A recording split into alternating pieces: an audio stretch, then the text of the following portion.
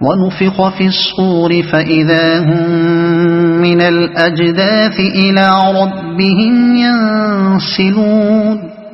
پھر ایک سور پھونکا جائے گا اور یکا یک یہ اپنے رب کے حضور پیش ہونے کے لیے اپنی قبروں سے نکل پڑیں گے۔ پہلے سور اور دوسرے سور کے درمیان کتنا زمانہ ہوگا، اس کے متعلق کوئی معلومات ہمیں حاصل نہیں ہیں۔ ہو سکتا ہے کہ یہ زمانہ سینکڑوں اور ہزاروں برس طویل ہو۔ حدیث میں حضرت ابو ہریرہ کی روایت ہے کہ حضور نے فرمایا، اسرافیل سور پر منہ رکھے عرش کی طرف دیکھ رہے ہیں اور منتظر ہیں کہ کب پھونک مارنے کا حکم ہوتا ہے۔ یہ سور 3 مرتبہ پھونکا جائے گا۔ پہلا نفخۃ الفزع، جو زمین اور آسمان کی ساری مخلوق کو سہما دے گا۔ دوسرا نفخۃ الصاق، جسے سنتے ہی سب ہلاک ہو کر گر جائیں گے۔ پھر جب اللہ واحد صمد کے سوا کوئی باقی نہ رہے گا، زمین بدل کر کچھ سے کچھ کر دی جائے گی اور اسے عکازی بساط کی طرح ایسا سپاٹ کر دیا جائے گا کہ اس میں کوئی ذرا سی سلوٹ تک نہ رہے گی۔ پھر اللہ اپنی خلق کو بس ایک جھڑکی دے گا، جسے سنتے ہی ہر شخص جس جگہ مر کر گرا تھا اسی جگہ وہ اس بدلی ہوئی زمین پر اٹھ کھڑا ہوگا، اور یہی نفخۃ القیام لرب العالمین ہے۔ اسی مضمون کی تائید قرآن مجید کے بھی متعدد اشارات سے ہوتی ہے۔ قالوا يا ويلنا من بعثنا من مرقدنا هذا ما وعد الرحمن وصدق المرسلون۔ گھبرا کر کہیں گے، ارے یہ کس نے ہمیں ہماری خوابگاہ سے اٹھا کھڑا کیا؟ یہ وہی چیز ہے جس کا خدائے رحمان نے وعدہ کیا تھا اور رسولوں کی بات سچی تھی۔ اٹھا کھڑا کیا یعنی اس وقت انہیں یہ احساس نہ ہوگا کہ وہ مر چکے تھے اور اب ایک مدت دراز کے بعد دوبارہ زندہ کر کے اٹھائے گئے ہیں، بلکہ وہ اس خیال میں ہوں گے کہ ہم سوئے پڑے تھے، اب یکایک کسی خوفناک حادثے کی وجہ سے ہم جاگ اٹھے ہیں اور بھاگے جا رہے ہیں۔ رسولوں کی بات سچی تھی۔ یہاں اس امر کی کوئی تصریح نہیں ہے کہ یہ جواب دینے والا کون ہوگا۔ ہو سکتا ہے کہ کچھ دیر بعد خود انہی لوگوں کی سمجھ میں معاملے کی اصل حقیقت آ جائے اور وہ آپ ہی اپنے دلوں میں کہیں کہ ہائے ہماری کمبختی، یہ تو وہی چیز ہے جس کی خبر خدا کے رسول ہمیں دیتے تھے اور ہم اسے جھٹلایا کرتے تھے۔ یہ بھی ہو سکتا ہے کہ اہل ایمان ان کی غلط فہمی رفع کریں اور ان کو بتائیں کہ یہ خواب سے بیداری نہیں بلکہ موت کے بعد دوسری زندگی ہے، اور یہ بھی ہو سکتا ہے کہ یہ جواب قیامت کا پورا ماحول ان کو دے رہا ہو یا فرشتے ان کو حقیقت حال سے مطلع کریں۔ إن كانت إلا صيحة واحدة فإذا هم جميع لدينا محضرون فاليوم لا تظلم نفس شيئا ولا تجزون إلا ما كنتم تعملون۔ ایک ہی زور کی آواز ہوگی اور سب کے سب ہمارے سامنے حاضر کر دیے جائیں گے۔ آج کسی پر ذرہ برابر ظلم نہ کیا جائے گا اور تمہیں ویسا ہی بدلہ دیا جائے گا جیسے عمل تم کرتے رہے تھے۔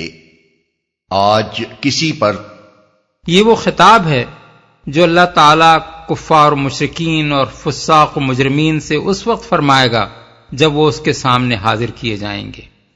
ان اصحاب الجنة اليوم في شغل فاكهون هم وازواجهم في ظلال على الارائك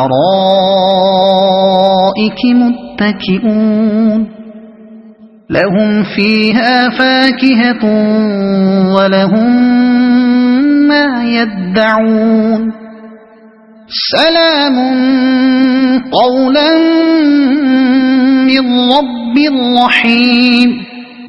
آج جنتی لوگ مزے کرنے میں مشغول ہیں، وہ اور ان کی بیویاں گھنے سایوں میں ہیں، مسندوں پر تکیے لگائے ہوئے۔ ہر قسم کی لذیذ چیزیں کھانے پینے کو ان کے لیے وہاں موجود ہیں، جو کچھ وہ طلب کریں ان کے لیے حاضر ہے۔ رب رحیم کی طرف سے ان کو سلام کہا گیا ہے، مشغول ہیں۔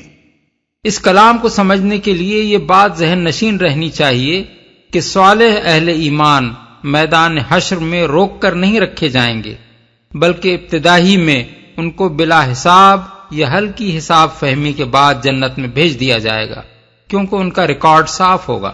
انہیں دوران عدالت انتظار کی تکلیف دینے کی کوئی ضرورت نہ ہوگی، اس لیے اللہ تعالی میدان حشر میں جواب دہی کرنے والے مجرموں کو بتائے گا کہ دیکھو، جن صالح لوگوں کو تم دنیا میں بے وقوف سمجھ کر ان کا مذاق اڑاتے تھے، وہ اپنی عقل مندی کی بدولت آج جنت کے مزے لوٹ رہے ہیں، اور تم جو اپنے آپ کو بڑا زیرک و فرزانہ سمجھ رہے تھے، یہاں کھڑے اپنے جرائم کی جواب دہی کر رہے ہو۔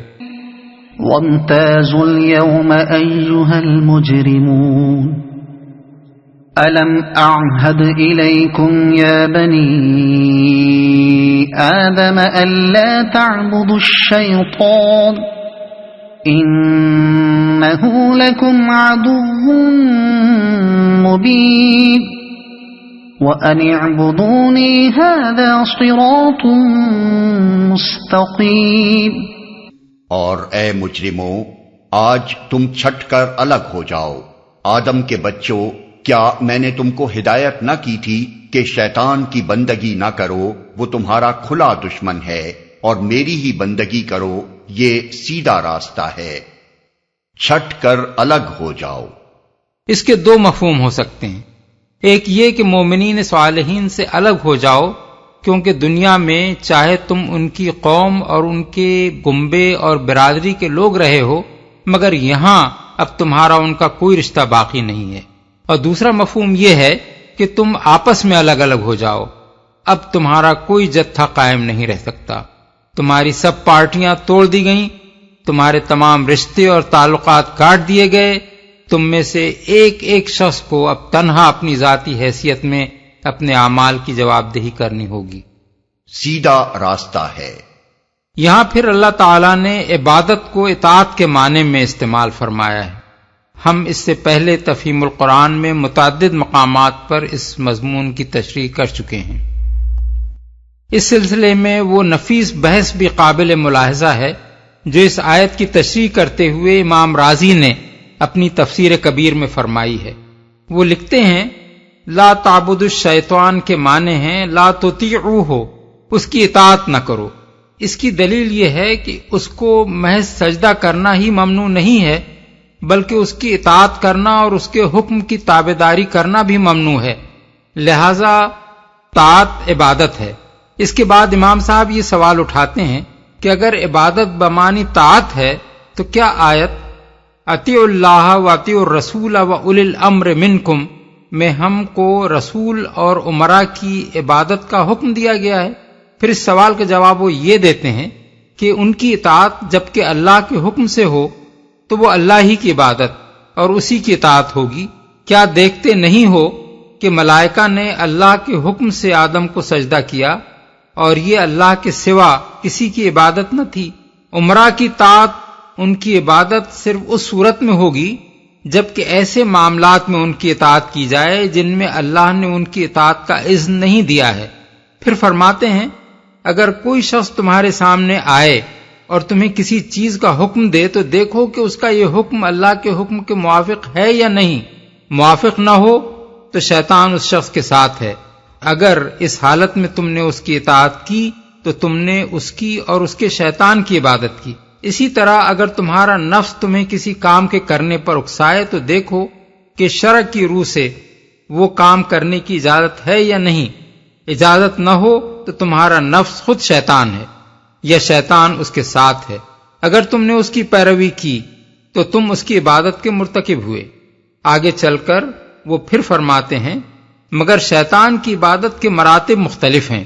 کبھی ایسا ہوتا ہے کہ آدمی ایک کام کرتا ہے اور اس کے اعضاء کے ساتھ اس کی زبان بھی اس کی موافقت کرتی ہے اور دل بھی اس میں شریک ہوتا ہے، اور کبھی ایسا ہوتا ہے کہ اعضاء و جوارح سے تو آدمی ایک کام کرتا ہے مگر دل اور زبان اس کام میں شریک نہیں ہوتے۔ بعض لوگ ایک گناہ کا ارتکاب اس حال میں کرتے ہیں کہ دل ان کا اس پر راضی نہیں ہوتا، اور زبان ان کی اللہ سے مغفرت کر رہی ہوتی ہے، اور وہ اعتراف کرتے ہیں کہ ہم یہ برا کام کر رہے ہیں، یہ محض ظاہری اعضاء سے شیطان کی عبادت ہے۔ کچھ اور لوگ ایسے ہوتے ہیں جو ٹھنڈے دل سے جرم کرتے ہیں اور زبان سے بھی اپنے اس فعل پر خوشی و اطمینان کا اظہار کرتے ہیں۔ یہ ظاہر و باطن دونوں میں شیطان کے عابد ہیں۔ تفسیر کبیر جلد 7 صفحہ 103-104۔ وَلَقَدْ أَضَلَّ مِنكُمْ جِبِلًّا كَثِيرًا أَفَلَمْ تَكُونُوا تَعْقِلُونَ۔ مگر اس کے باوجود اس نے تم میں سے ایک گروہ کثیر کو گمراہ کر دیا، کیا تم عقل نہیں رکھتے تھے؟ یعنی اگر تم عقل سے محروم رکھے گئے ہوتے اور پھر اپنے رب کو چھوڑ کر اپنے دشمن کی بندگی کرتے تو تمہارے لیے عذر کی کوئی گنجائش تھی، لیکن تمہارے پاس تو خدا کی دی ہوئی عقل موجود تھی جس سے تم اپنی دنیا کے سارے کام چلا رہے تھے، اور تمہیں خدا نے اپنے پیغمبروں کے ذریعے سے متنبع بھی کر دیا تھا۔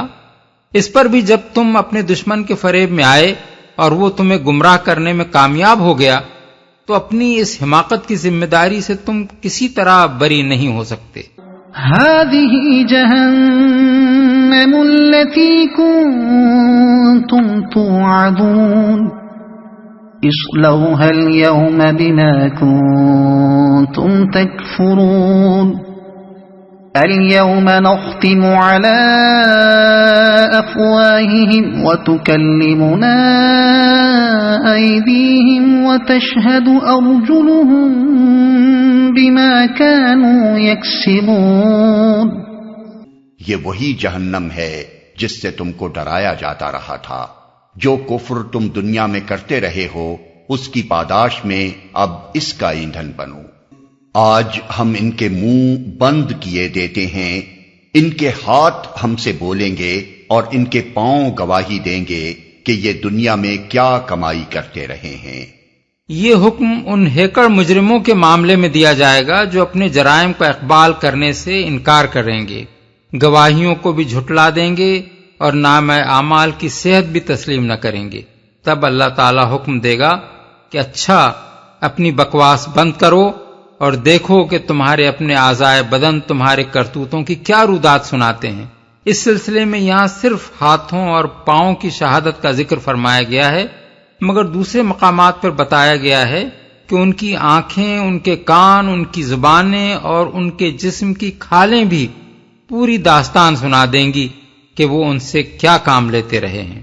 یوم تشہد علیہم السنتہم و ایدیہم وَأَرْجُلُهُمْ بِمَا كَانُوا يَعْمَلُونَ النور آیت 24۔ حَتَّى إِذَا مَا جَاءُوهَا شَهِدَ عَلَيْهِمْ سَمْعُهُمْ وَأَبْصَارُهُمْ وَجُلُودُهُمْ بِمَا كَانُوا يَعْمَلُونَ حامیم السجدہ آیت 20۔ یہاں یہ سوال پیدا ہوتا ہے کہ ایک طرف تو اللہ تعالیٰ فرماتا ہے کہ ہم ان کے منہ بند کر دیں گے، اور دوسری طرف سورہ نور کی آیت میں فرماتا ہے کہ ان کی زبانیں گواہی دیں گی۔ ان دونوں باتوں میں تطابق کیسے ہوگا؟ اس کا جواب یہ ہے کہ منہ بند کر دینے سے مراد ان کا اختیار کلام سلب کر لینا ہے، یعنی اس کے بعد وہ اپنی زبان سے اپنی مرضی کے مطابق بات نہ کر سکیں گے، اور زبانوں کی شہادت سے مراد یہ ہے کہ ان کی زبانیں خود یہ داستان سنانا شروع کر دیں گی کہ ہم سے ان ظالموں نے کیا کام لیا تھا، کیسے کیسے کفر بکے تھے، کیا کیا جھوٹ بولے تھے، کیا کیا فتنے برپا کیے تھے، اور کس کس موقع پر انہوں نے ہمارے ذریعے سے کیا باتیں کی تھیں۔ وَلَوْ نَشَاءُ لَطَمَسْنَا عَلَىٰ أَعْيُنِهِمْ فَاسْتَبَقُوا الصِّرَاطَ فَأَنَّىٰ يُبْصِرُونَ وَلَوْ نَشَاءُ لَمَسَخْنَاهُمْ عَلَىٰ مَكَانَتِهِمْ فَمَا اسْتَطَاعُوا مُضِيًّا وَلَا يَرْجِعُونَ۔ ہم چاہیں تو ان کی آنکھیں موند دیں، پھر یہ راستے کی طرف لپک کر دیکھیں کہاں سے انہیں راستہ سجائی دے گا۔ ہم چاہیں تو انہیں ان کی جگہ ہی پر اس طرح مست کر کے رکھ دیں کہ یہ نہ آگے چل سکیں نہ پیچھے پلٹ سکیں۔ قیامت کا نقشہ کھینچنے کے بعد اب انہیں بتایا جا رہا ہے کہ یہ قیامت تو خیر تمہیں دور کی چیز نظر آتی ہے، مگر ذرا ہوش میں آ کر دیکھو کہ خود اس دنیا میں جس کی زندگی پر تم پھولے ہوئے ہو، تم کس طرح اللہ کے دست قدرت میں بے بس ہو۔ یہ آنکھیں جن کی بینائی کے طفیل تم اپنی دنیا کے سارے کام چلا رہے ہو، اللہ کے ایک اشارے سے اندھی ہو سکتی ہیں۔ یہ ٹانگیں جن کے بل پر تم یہ ساری دوڑ دھوپ دکھا رہے ہو، اللہ کے ایک حکم سے ان پر اچانک فالج گر سکتا ہے۔ جب تک اللہ کی دی ہوئی یہ طاقتیں کام کرتی رہتی ہیں، تم اپنی خودی کے زام میں مدہوش رہتے ہو، مگر جب ان میں سے کوئی ایک طاقت بھی جواب دے جاتی ہے تو تمہیں معلوم ہو جاتا ہے کہ تمہاری بساط کتنی ہے۔